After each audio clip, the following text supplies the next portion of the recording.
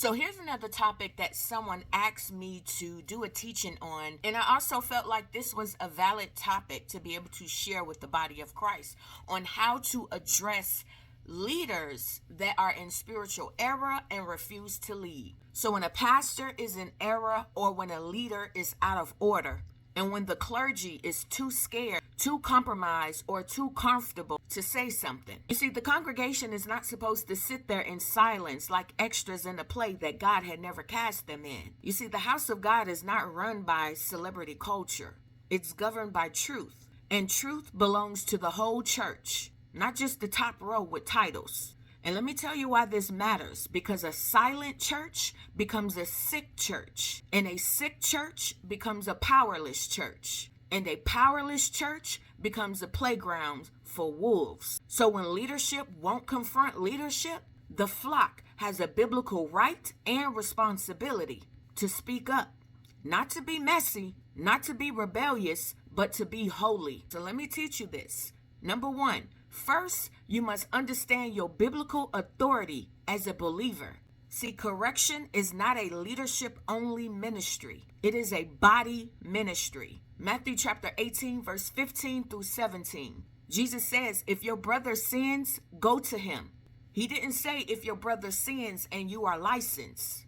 He didn't say if your brother sins and you have a clergy badge. He said go. Galatians chapter 6, verse 1. You who are spiritual, restore one such in meekness. Spiritual maturity, not title, is the qualifier. 1 Timothy chapter 5, verse 19 through 20. They should be corrected publicly so others take warning. So yes, the Bible literally tells the congregation to handle a leader that is in sin. So how do you approach a leader as a layperson? Let me tell you. Number one, first you go privately, just like the scripture commands us to. Keep it respectful, direct, biblical, free of gossip and accusations. So you're not coming as a prosecutor, you're coming as a witness of truth. Number two, bring scripture, not your emotions, because your feelings will be dismissed. You see, scripture hits differently. You can say like this, Pastor, here's what I'm seeing. Here's what the word says. And here's why I'm coming to you.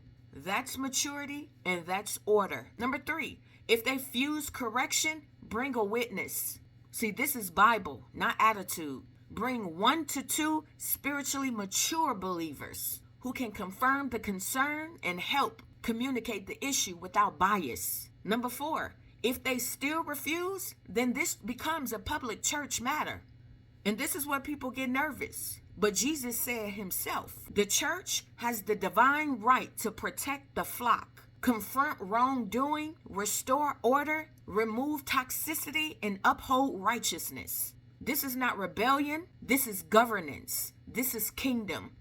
And number 5, if the leader still refuses, then you're supposed to withdraw your amen. So you're not obligated to stay under ungodly covering.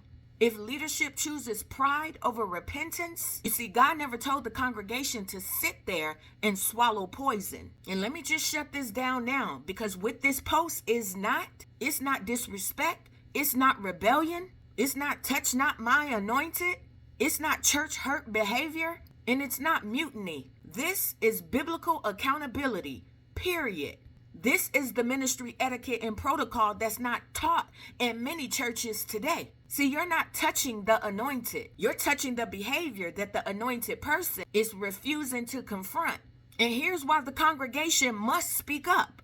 Because silence is not submission.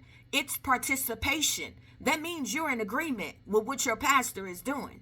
You see, a silent church enables abuse, manipulation, false doctrine, hidden sin, spiritual decay, pastoral dictatorship, and corruption disguised as dishonor. You cannot honor what God himself dishonors. See, here's a kingdom principle.